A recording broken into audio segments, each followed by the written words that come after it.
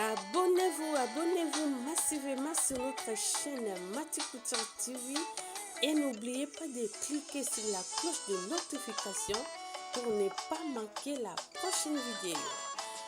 Merci. Bonjour à tous. Et mbote na bino nyoso bipese kutame bino na yebi ke boza bien. Nkai ya bino pe Mati Couture TV naza bien. Nsamba zo batila toza bien.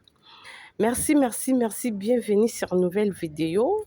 Et l'autre tout ça la robe et sa robe droite en fait. Et ça ici à l'un toujours so yango. Voilà, ce que tu bandu que je vais mesure. Ah ouais, toujours sur épaule. Nazo so non d'abord épaule. Nazo épaule les ana 40. À partir ya épaule wana na kiti presque nzo kita wana na kiti na 28 à partir ya 28 wana na kiteli na tracé eza robe droite eza défente longueur nango eza na 138. Voilà, après on a plié yango en 4 parties pour eza dos na devant na tandi yango mbala moko. Voilà, na ju épaule eza na 20 eza 40 divisé par 2.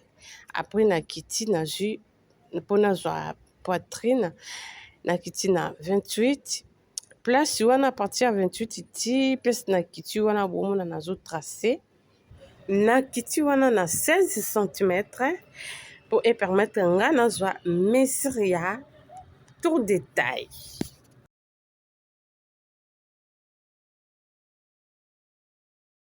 Et après wana okozwa sikoyo oko calculer na côté ya kingo na zwi wana na 13 et pardon 11 na zwi yango na 11 cm pour efongoma makasi vraiment te ezalaka efongoma mokie. Après wana na kiti yango na 3 cm nazo tracer nanu 3 et 11 cm pour na nini eza dona devant eza en même temps to plier yango na 4 parties. Et voilà ce que place wana okokita na 2 cm côté épaule na se wana 2 cm pour épaule ezala tout droite. À partir ya wana pour kata manchure okozwa wana na coin place okitaki olongoli omati na 3 cm et yango wana voilà.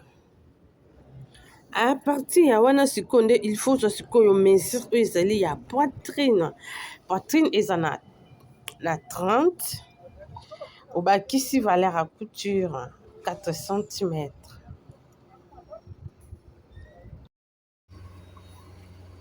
Et après okozwa tour de taille eza 100 divisé par 4 eza na 100 divisé par 4 epesi 25 tour de taille yango oyo. Voilà,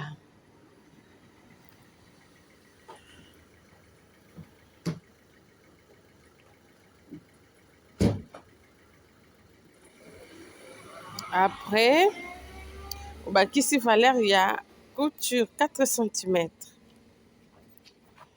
et à partir wana nde okokita po okata sous manchure wana pesi omoni atie wana esala mwa rond wana après ezwi côté ya sous manchure après tracer kobanda na dos tina poitrine eti côté ya tour de taille. Et place wana il faut zongo penza bien ko dévier yango te soko olobi odévier yango omona coupe mosusu ezalaki maboko elekani ntina se ya mapeka. esala bien te esala propre te. Après awa sikoyo ozotrace baparti nyonso oyo yo omesure esili te na se wana il faut zwa tour de bassin. Tour de bassin okokita nango à partir ya place oyo osuki na tour de taille, place okite na tour de taille otie mètre riban okita suna pozwa tour de bassin okiti yango na 22 cm. Donc voilà, à partir ya wana okita wana na 22 cm et place oyo wana okitaki na 22 après otrace nde opermettre ozwa mesure na yo ya tour de hanche.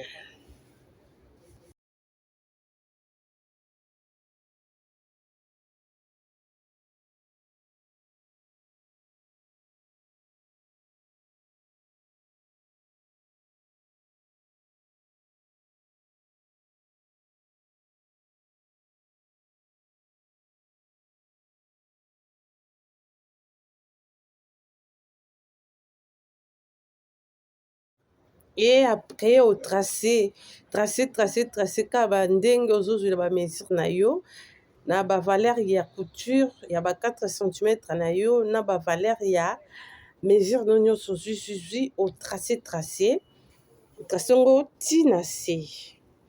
Voilà, na matisi mwa moke mpo tomona na se ekozala na deux fentes, na fente ya côté. Voilà, nde awa ozomesure valeur na yo ya longueur oyo ezali ya fente. Donc ça dépend ya mutu na mutu mosusu alingaka atia na ye fente eleka vraiment à genou, mosusu ezala na se ya genou, mosusu esuka vraiment juste na genou. Oyo sikoyo nazotia yango vraiment juste na genou. Donc juste na genou eza mesure nango eza 50 cm. 50 cm yango nde sikoyo eza longueur na biso ya fente. Après esala bongo okati na yo robe na yo.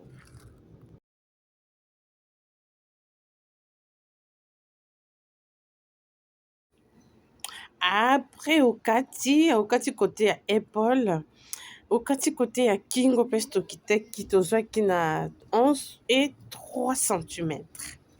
Nano esindi te kota kokata kingo, soki osilisi kokata boye apres kolongola parti moko oyo ezali ya dos otiki ya devant okata rond na yo oyo ya kingo ndenge modèle ezali. Donc voilà. Et awa sikoyo okolongola parti moko po okata parti ya devant. Kaka ndenge eza wana apres otomboli kaka moko olongoli kande ozomona wana nalongoli parti oyo eza ya se etikali ya likolo mpona kata kingo nakata sikoyo kingo ya devant na kiti wana bomoni naokita yango na 11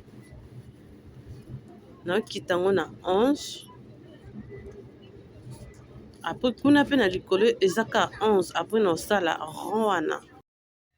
Et awa sikoyo ezopermettre tosala sikoyo rondre wana oyo ezali ya devant mpo après tokokata lisusu mwa cave wana ya mokie wana oyo eza liboso nango. Donc tozokita kaka nde ezalaki na 11 après tokiti susu na 11 cm. Après otrace rondre na yo wana nde okokata yango na mesure wana. Après posala mo rondre so ya moke wana okiti na 4 ozwi na likolo wana 2 cm. Après otrace eza mwa trace mo ya mwa mokie nde ekopermettre esala mwa rendu wana mokie wana oyo tozwaki devant.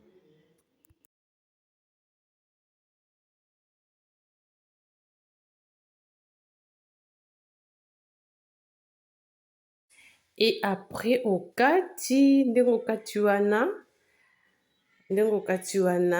ndenge eza wana okati na rond wana oyo eza liboso oyo eza devant partie ya devant ezali boye mwa fente wana na liboso esali mwa rond esali mpe mwa bajare moko ya bien bien bien. Et voilà yango oyo ekosala boye. Edifférencie liboso na nsima eza ndenge moko te.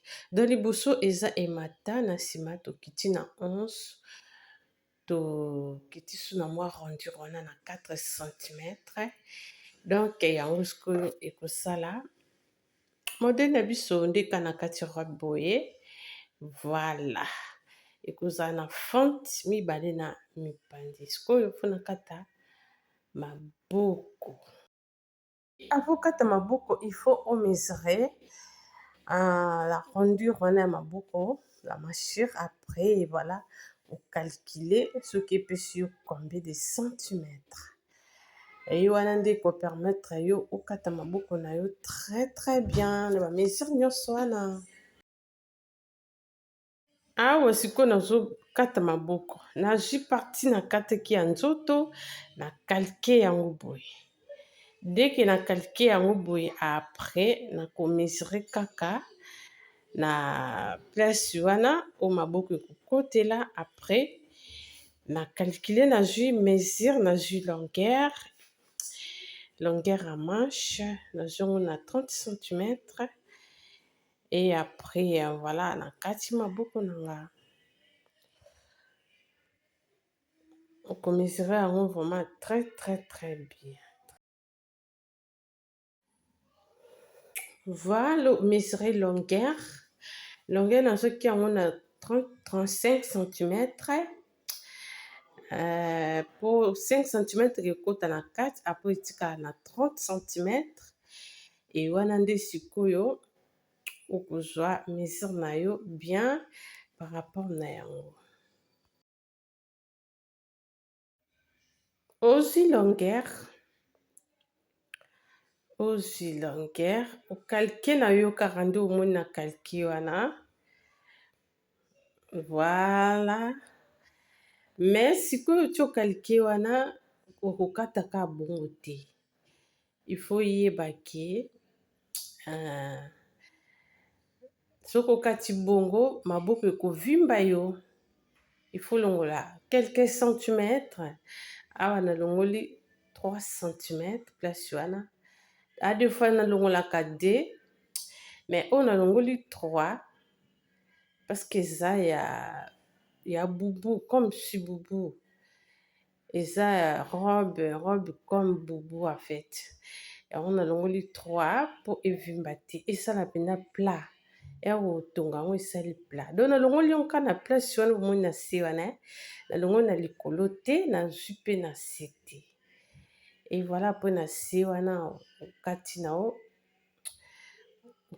yo maboko na yo ndenge ka ezali mais ekozala molai mpenza te ekozala ba 30 cm. Nazwi yango na 35 parce que na 5 cm ekokota okobeta couture. Et voilà ça marche. Donc eza robe moko kaka simple comme bonjour. Donc voilà maboko yango oyo omoni yango ndenge esali. Donc il faut esala espace wana koba te ondeni esala espace ndeni ekangama okotonga yango obeta no vraiment couture na yo bien okomona pe ke ekomonana te ekorevese kute ke olongoli quelques centimètres. Donc voilà robe esili coupe esili après okosala forme forme ezaki okata baparti ya babitendi moko ya forme ya bien kaka po obalolela yango, donc ekobalolela na likolo, na kingo, na devant mpe na dos. Sikoyo na calque mpona kata forme.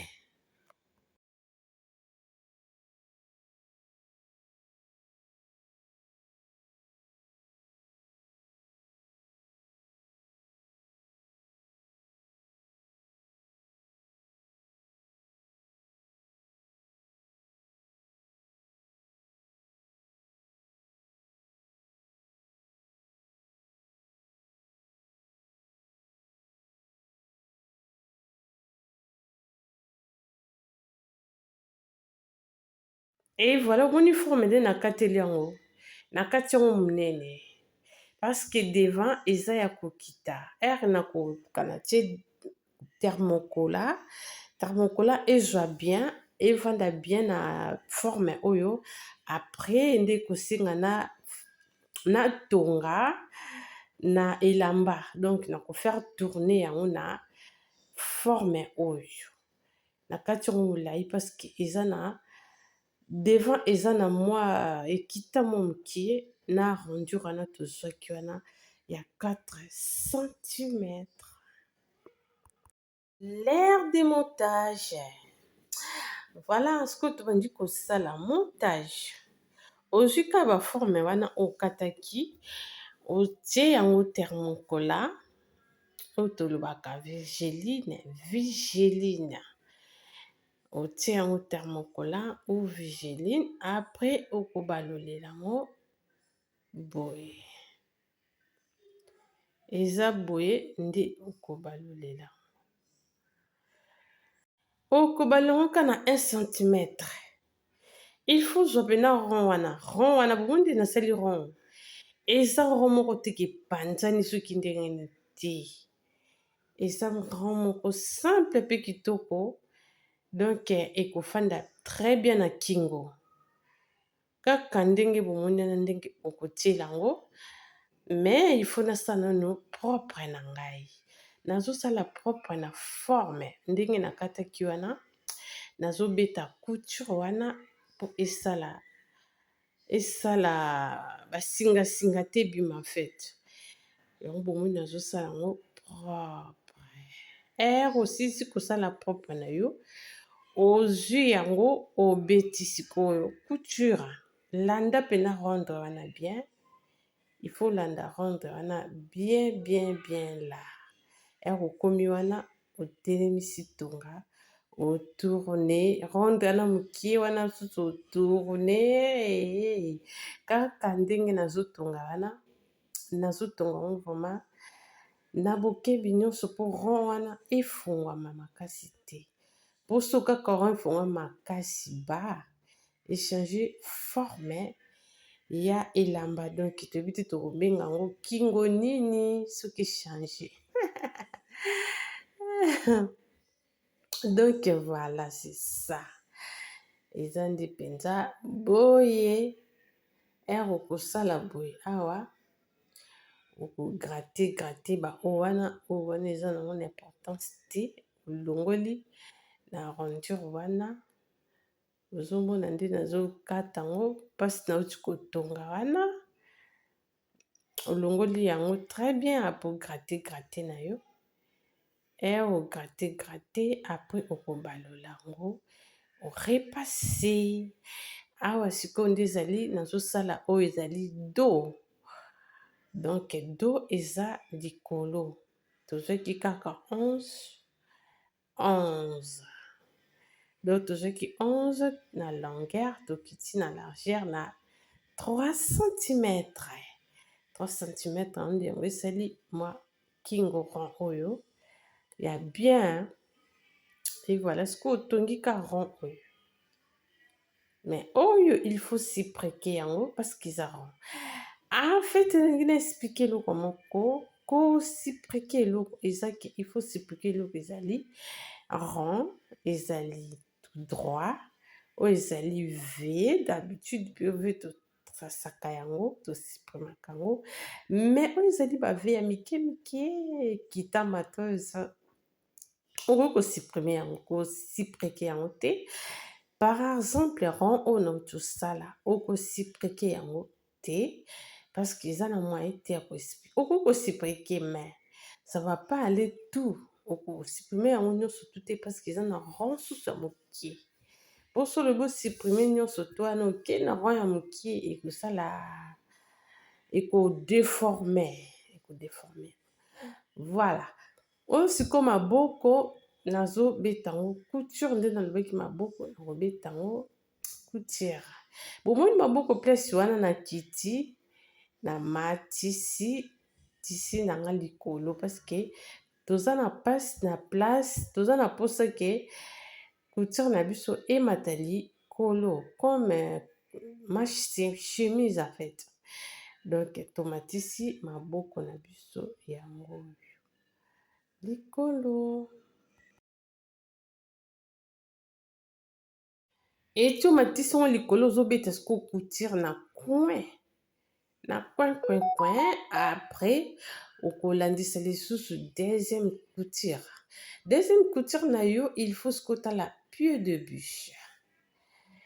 Ozwa yango na 1 cm par rapport ya deuxième couture. Mondongo otongi bongo esinga otonga deuxième couture, okotia tisi moni yango ebongi etongami très bien. Na se na likolo etongami bien. Après ozozwa sikoyo deuxième couture na 1 cm. Ti ozotonga na oyeba déjà que 1 cm ezali, tokomesuraka 1 cm na biso tomesuraka par rapport ya ba pied de bûche na yo, okocalcule ou pas. Ndenge nga nazosala boye nayebi déjà que pied de bûche na nga eza 1 cm, ou bien nakotonga yango na coin 0,5 ou bien 2 cm. Là il faut mesurer.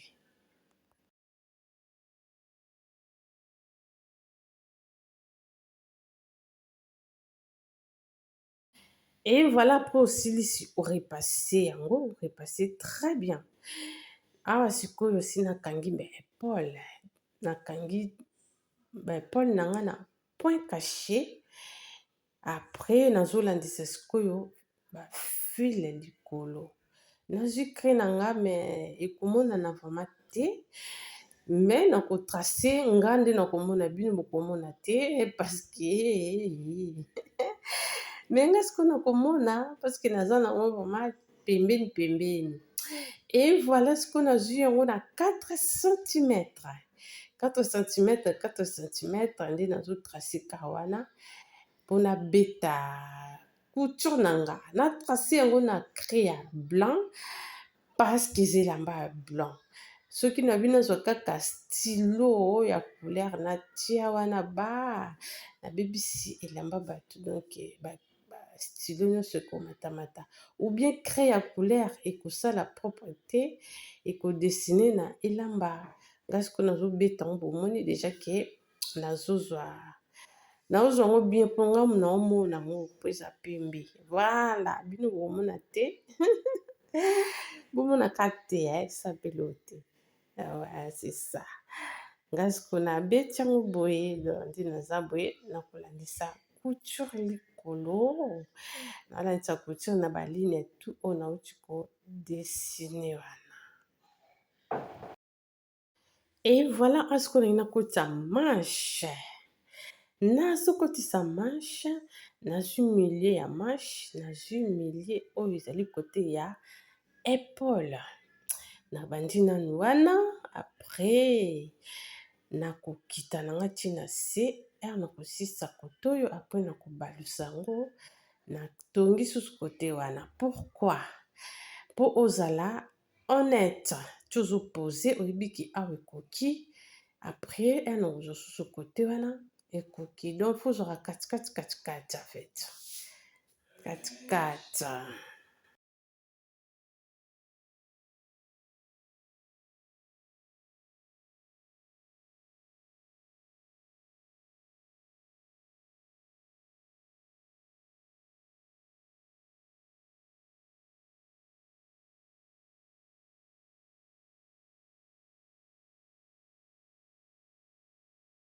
sikoyo nazwi mopanzi wana boni nake na mopanzi wana mosusu don baloli après nabandeli sikoyo na katikati place nabandelaki na épaule après mpona suka ntina suka wana sikoyo okomona ke oza bien epuis ozotonga yango mpe ezokokana soki obi obandango na suka peut-être na suka ye mosu ekokoka te ye mosu ekozanga ekosenga ke obanda otire soki elekaki ebele esala propre te.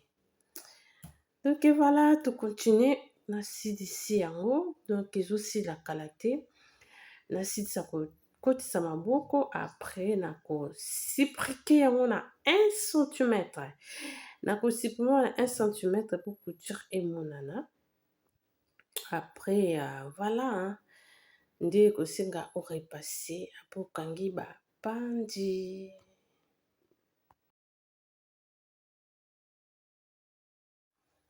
Et voilà asiko nazosiprike yango nasiprike yango na ele oyo ezali kote ya nzoto en fait na kote ya maboko te na kote ya nzoto.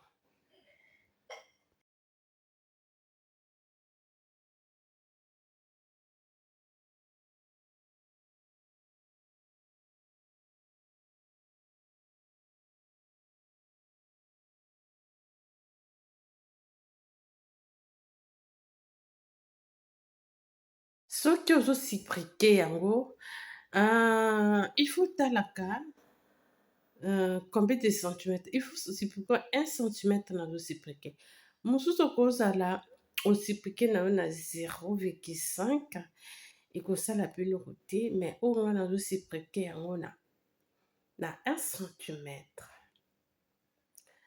nde nazosiprike na se nazozwa partie oyo ya couture etongama na se wana nazolekisa yango mopanzi.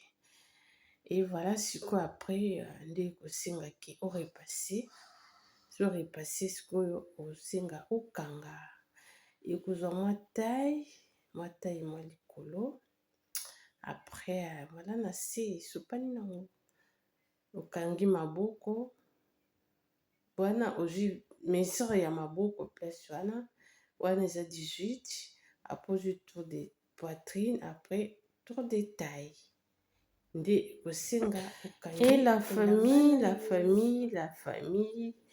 like la video soki okoti olike na kati ya Mati Couture TV kolike wana esalaka bien elakisaka ke mosala oyo ozosala ezosalama bien ou bien na likambo ozolobela eza bien yango tosengaka olike mpo esala ba bien en plus esala ba courage na ndenge tozokotisa bavideo so tozomona balike bacommentaire baquestion ozopartage esalaka bien vraiment encourageaka motu donc na ndenge wana vraiment nasengi bosabone na ono basabona te na Mati Couture TV bosabone massivement bobosana te koklike na cloche de notification awa sikoyo nazozwa oyo ezali kote ya fonte eza wana tozwaki yango deja toyebaki tozwaki yango na 50 cm après voilà nde tokosala tokangi tous les deux pandi torepasse nanu après tokosala tozwa fente na biso efanda bien tokokanga susu kote ya mopanzi wana mosusu etikalaki après tokorepasse.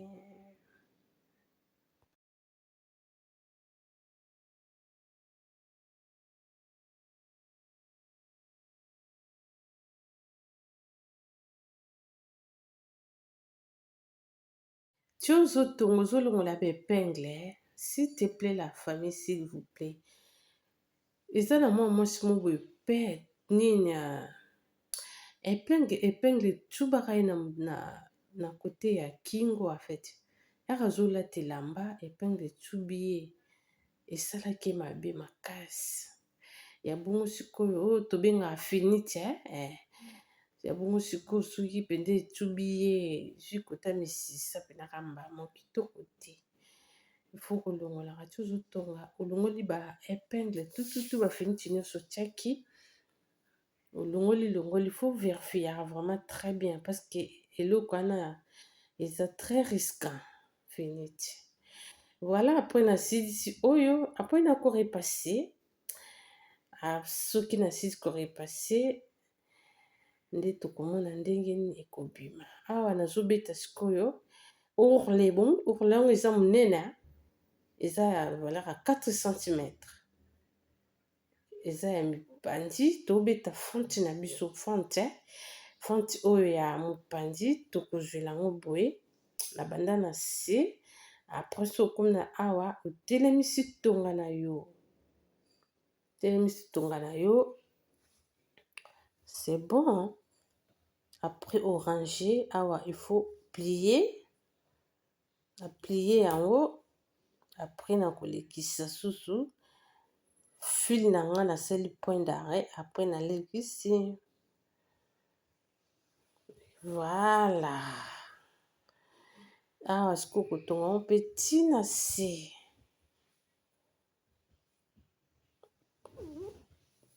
Ndenge otongi mopandi boye ndenge mpo kotonga kaka ele wana mosusu mopandi wana mosusu etikali okotonga ngo mpe kaka boye mpo eza bafante mibale na mipandi.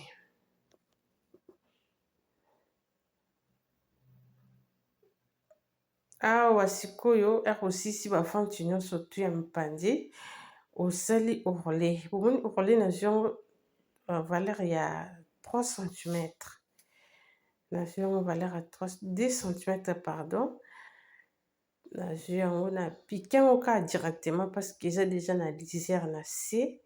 Awa opiki kaka directement nde ekosenga elamba esila vraiment nasengi bosapone massivement na Mati Couture TV. On apprend tous les jours la famille, on apprend tous les jours.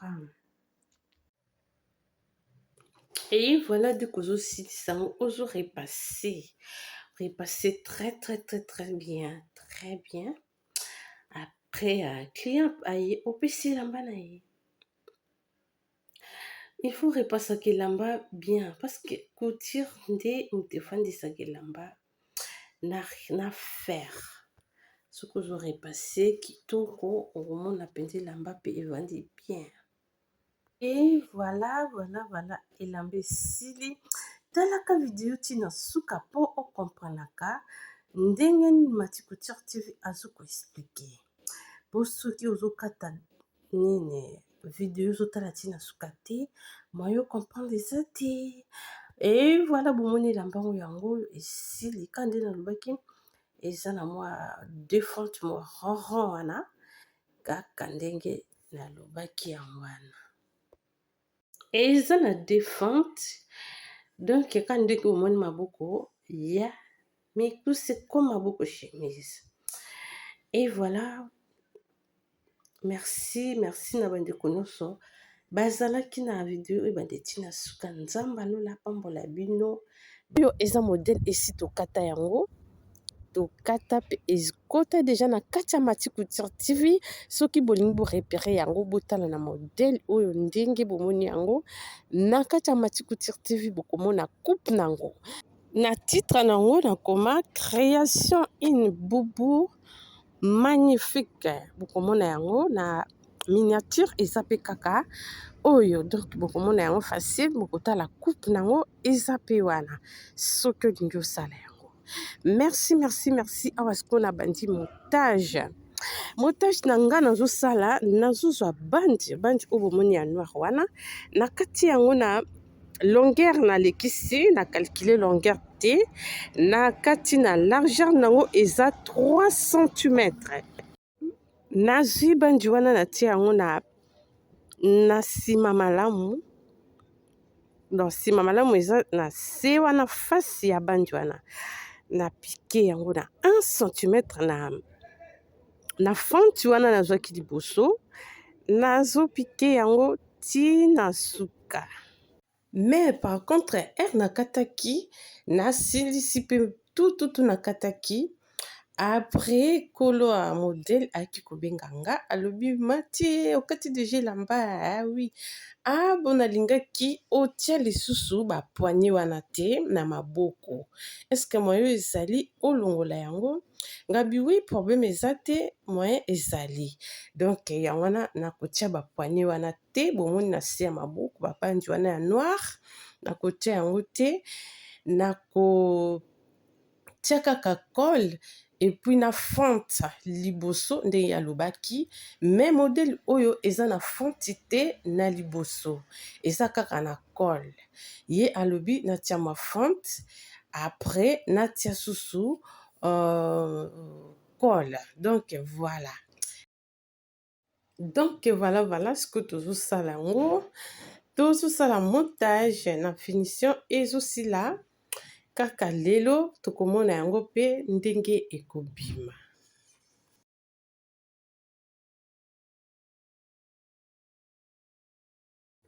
Awa nasisi kopike yango, après nakozwa bandi na nga wana nakoplie yango comme un billet. Nakoplie yango nakokotisa yango na kati.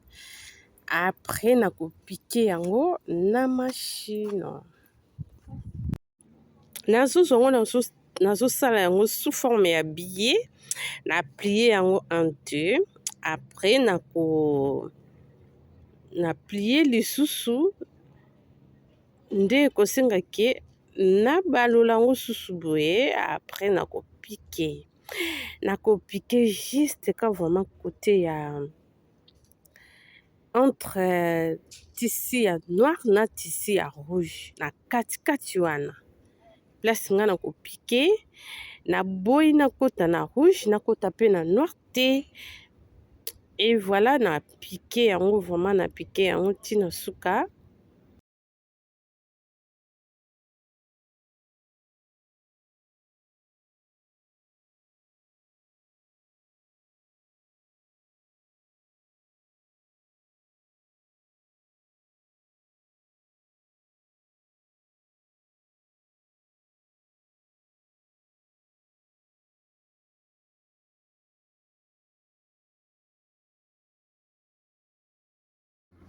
Eti ozo piqué yango bongo ozo ranger moninga nazo ranger yango nazozwa bandi oya noir nazo plier yango bien et manqué te et raté te posoko raté kaka ba et ça la bien te propre te basinga singa ekobima.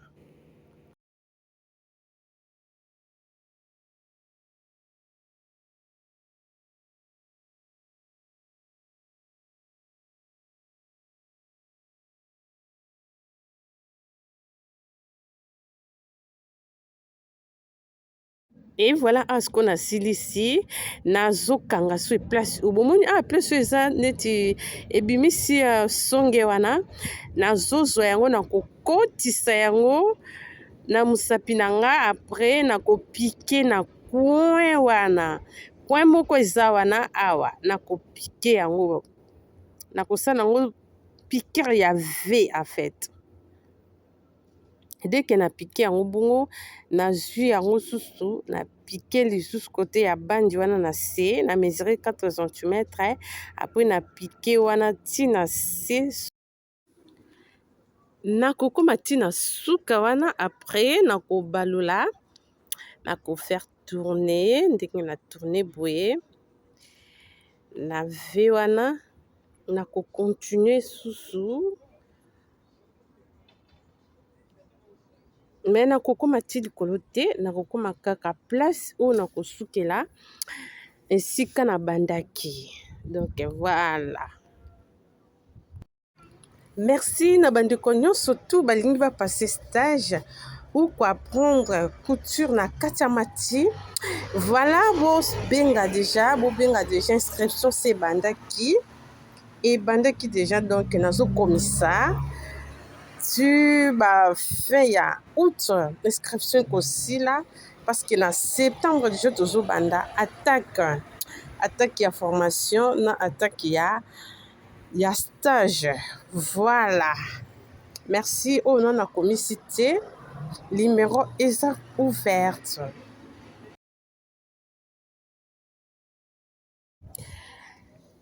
Et voilà, yango oyo esali point caché ya bien liboso. Sikoyo nakomesure tout autour ya kingo wana mpona tia colle. Nakokata colle, après nakopose colle wana. Il faut na mesurer no tout autour wana nde nazo mesurer, nde ekopermettre ba mesure wana nakatela yango colle.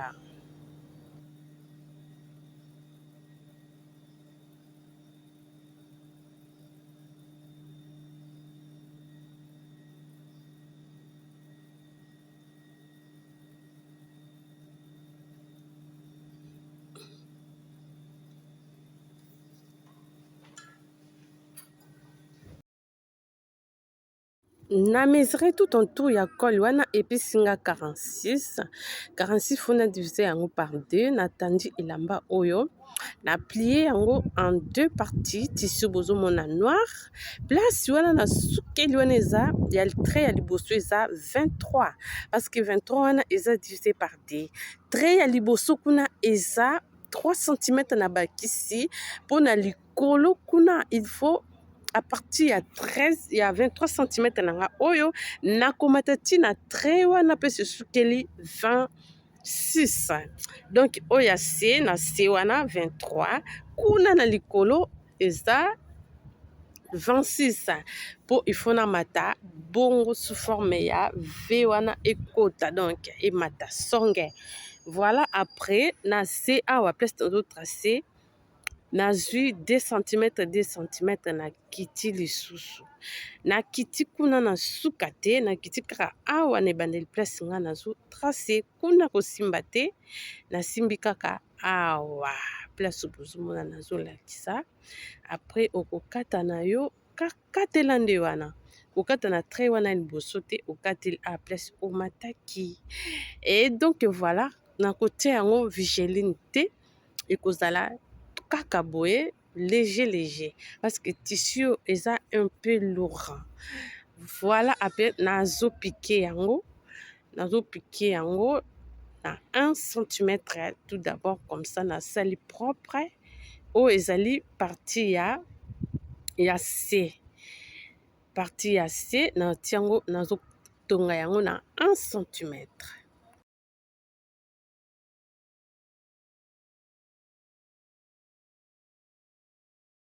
Ndenge kaka nalobi nakotia yango thermocollant ekozala kaka bongo, donc ntina nazosala yango 1 cm mpo nabomba salite wana ekozala partie ya kati en fait, ekobima libanda ere nakosala yango.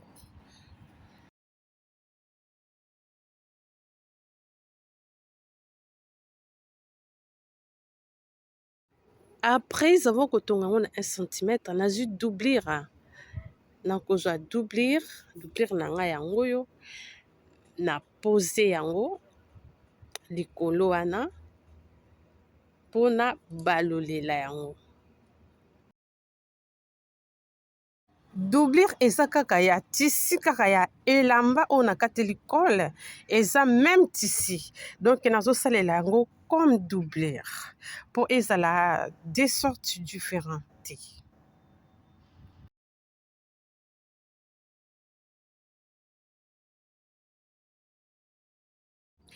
Awa sikoyo nazopike yango nazwi yango vraiment na coin wana liboso te, tisi par tisi te, nabandi yango na 1 cm. Omoni 1 cm, fo banda yango na 1 cm, nakobanda yango na 1 cm, na kotonga yango coin ntina suka.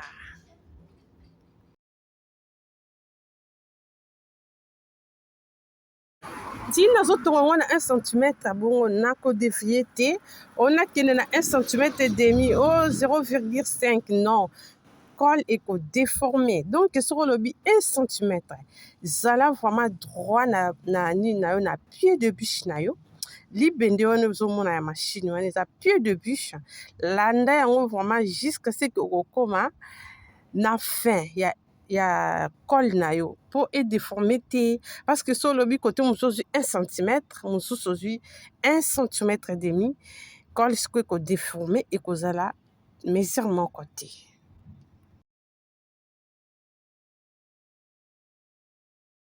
Surtout soki eza batisi oyo ezalaka elembalemba donc il faut vraiment opositionner yango bien otia baépingle otititie baépingle na yo wana okomona col ekozala kaka bien kaka ndenge opose yango otongi mpe osilisi après orepasse voilà. Mais soki ezake tisi moko ezake ya petepete otie thermocola te ozotonga yango kaka bongo ekobinabina ekozala susu mesure moko te.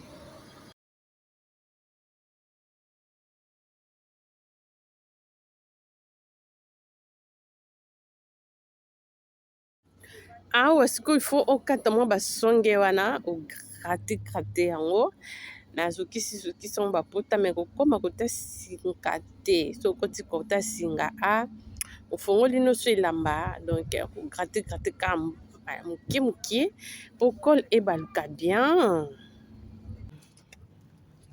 Voilà, après nakolongola baépingle ekosengaki nabalula col nakofaire tourner yango na basonge wana ozomona basonge wana eza très important ya kobalolela vraiment ya kobalolela oyo ezali basonge ozwi eloko moko bien nini finite ou bien ciseau ou tournevis comme ça obaluleli yango epuis basonge na il faut ofongola yango mpenza ebimabima très bien parce que c'est très important na kati ya col esenga vraiment songe wana yango esalaka bien na col. Et voilà, soki osilisi sikoyo kotourne yango kofaire tourner obimisi basonge très bien après okorepasse yango vraiment très bien oyo ezali ke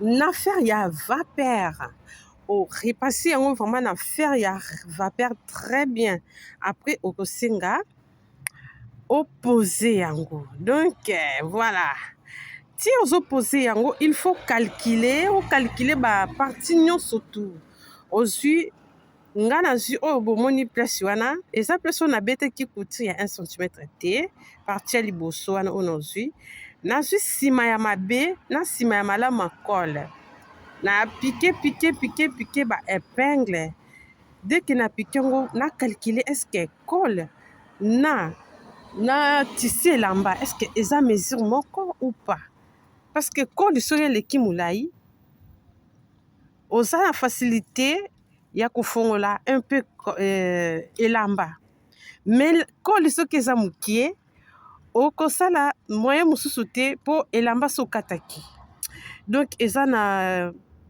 mwa compliqué wana surtout soki okata déjà col na mesure vraiment ka ya rond ya kingo moyen osala col ozwa kaka otiaka na col oyo ezala te ekosenga osala col mosusu soki col wana eza mokie. mais sikoyo soki ezaki eza kaka tisi yango fosalela col ou bien tisi nde totie na détan noir ou rouge tisi eza susu te okoyeba te ndeni okozala soki col eza mokie ekosenga ke odimine arrondure wana ya l'encolure odimine yango après ocalcule na col oyo okataki wana okopose yango bien sikoyo mpe ti ozopose ozotala eske nini eleki molai nini eza mokuse oyo eleki mokuse yango koluka obendabenda mokie.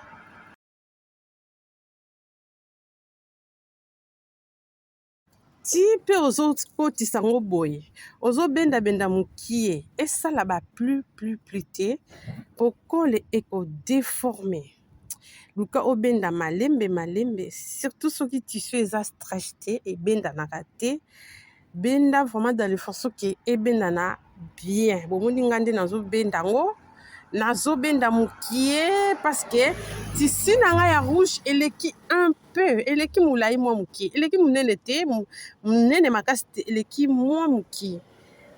Donc po ezala tout plat yango wana il faut benda mokie mokie. Donc basystème ebele ezali oyo okoki kotiela cole na yo, mais nga nakosepela ke osala de toute façon otia cole no ezala plat, ezala te ke ezala plus wana so ekomi pli eza susu modèle ya cole à plat te, wana ekomi modèle ya bacole à pli wana osali odéforme elamba ekomi cole à plus pli ya bongo ekosala propre te ata client azwi yango akokende moko abandi orepasse na ndako aba oh mais cole onde esali pli boye donc kitoko te. Donc voilà so ozokotisa cole ozopose yango vraiment donc omoni nga naza mpe pose nazokotisa yango vraiment na bokebi nyonso tu voilà.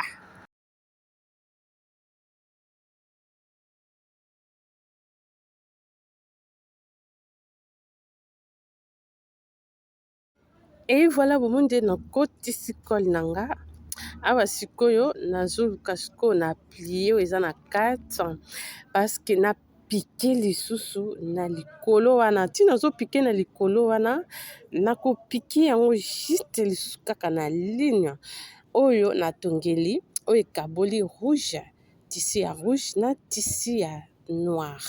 Il faut piquer yango otalaka est-ce que partie ya cole ezokota vraiment ezopikame ou pas. Donc voilà tu ozopiquer ozotala.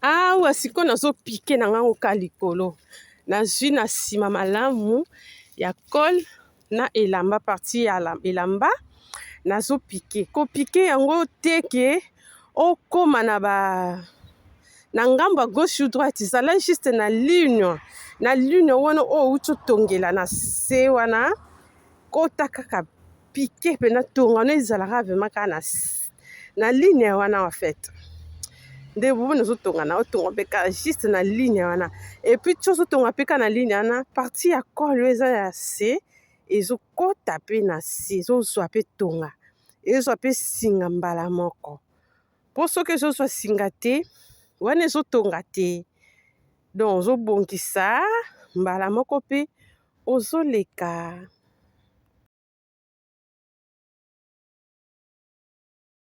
Ntango osili lisusu kotonga yango boye orepasse lisusu orepasse susu très bien orepasse yango mpe ezwi vraiment bomoni awa ezwi mpenza bien elamba mpe omoni etongami mpe vraiment très bien partie ya se na partie ya likolo ezwami mpenza bien okatikati basinga kotikaka singa na elamba te ekosala sali te.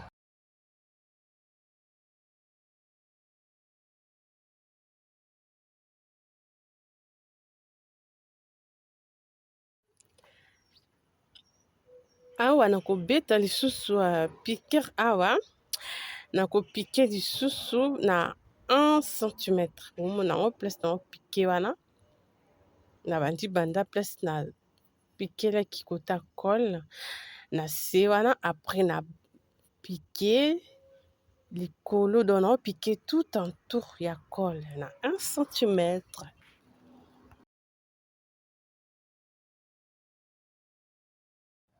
Continue vraiment obeti vraiment singa na yo obeti mpenza couture na yo okoki olandisa mpe de ligne olandisi mpe de ligne ça dépend na yo ndenge okolinga mpo cole ezala kaka très bien ti ozopose mpenza bongo ozolanda vraiment kaka ndenge ezali. Voilà. Et puis tozosala point d'arrêt, sala yango na propre, etika basingasinga te, mazita te, po elamba ekosala vraiment propre te.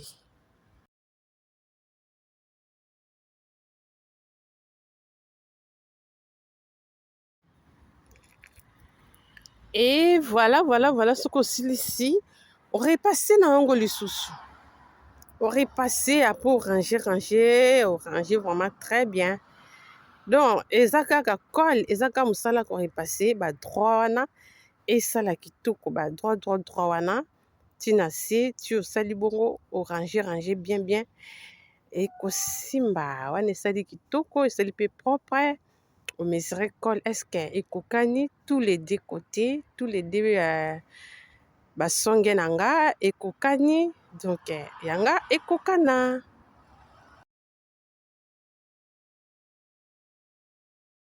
Awa siko nozo ranger yango kaka po nalekisa siko faire. Nalekisa faire likolo wana place nyonso natongeli na place ya col. Après ekosila nango nde ekosenga na sala nakanga sikoyo bapandi ya bubu na biso. Donc voilà ezosila omoni col yango mpe ebimi bien, pas mal hein? Ebimi vraiment kitoko. Donc natie boye mpona repasser yango nanu après nako ranger yango bien nazo repasser tokomona ndenge nini ekobima. Après nakokanga yango nakangaki yango na 1 cm na mipandi. Après naye kozwa milieu ti na poitrine na ye na mesi na ye ya poitrine nazwaki juste te parce que ezala monene. Donc voilà yango oyo nazo arranger col. Après ekosenga ke na repasser yango nako repasser yango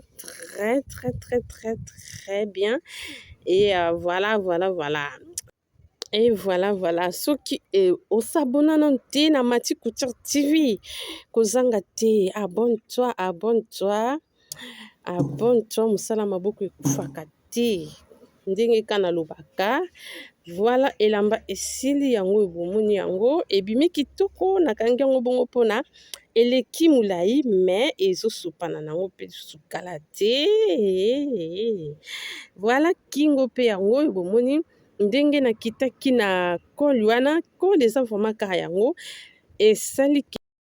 Et voilà ce que bomoni ndenge ebimi boye awa maboko yango oyo esopani nango donc tonga totia nini totie mwa baflux ekomisi mwa moke mais alingi te, alingi ezala kaka boye. Donc efungwami boye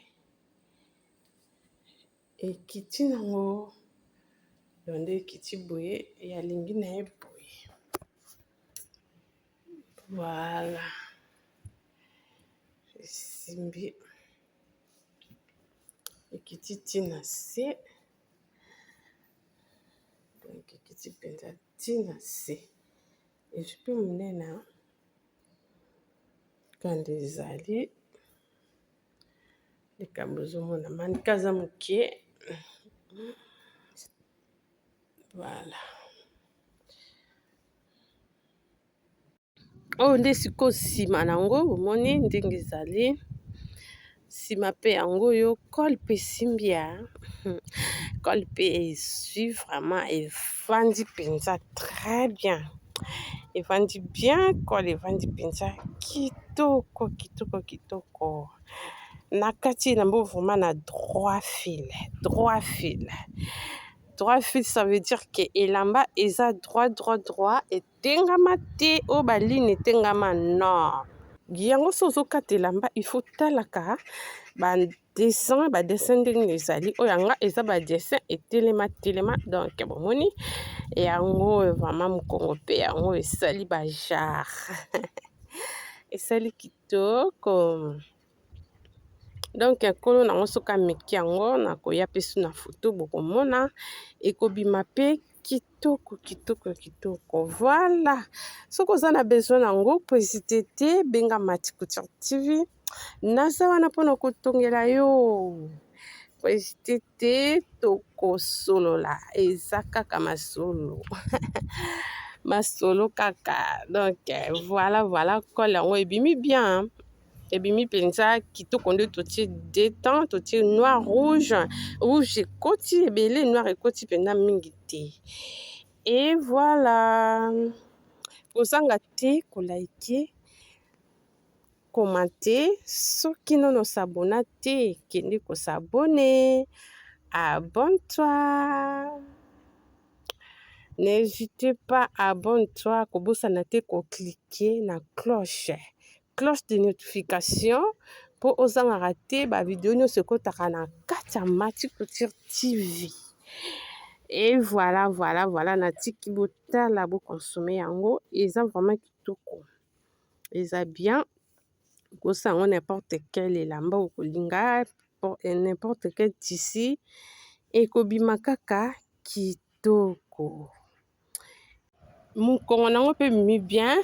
Col oyo eza nango kaka col normal, eza ba sous forme col totiaka mingi na ba chemise. Mais eza pe un peu différent na ba col normal ya chemise. Ou pesaka col kotia pe ka na chemise, mais c'est différent. Différence nango eza ya coupe nango, eza un peu différent. Donc voilà. Merci. Nasengi na bino bo s'abonner. Soki olingi okite na kati ya video oyo, kozanga te ko like avant okite. Et puis commentaire na yo ekosalanga bien, bien makasi. Merci na oyo azalaki nanga de bandeli ya video oyo. Tina suka, nzamba apambola bino. Tokutani na prochaine vidéo wane kozala épisode mosusu. Merci. Bye.